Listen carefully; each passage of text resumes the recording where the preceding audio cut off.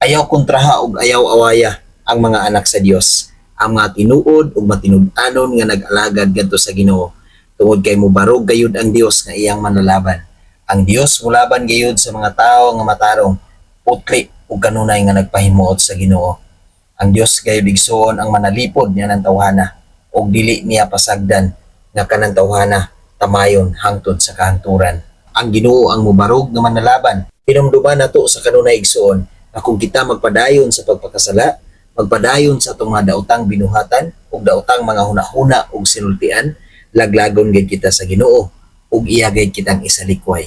Salmo 94 bersikulo 22 hangtod sa 23. Apan ang Ginoo manalipod kanako, ang akong Dios mulaban kanako, silutan niya sila sa ilang pagkadautan ug laglagon sila tungod sa ilang mga sala. Laglagon sila sa Ginoo nga atong Dios. Usa igsoon sa atong pagpadayon sa pagkinabuhi dinhi sa kalibutan, dili kita magpadayon sa atong pagkadautan.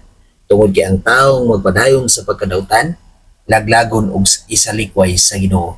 Ug hinumdumay usab igsoon nga ayaw gayud tamaya ug awaya ang mga tawo nga matinud-anon ngadto sa Ginoo.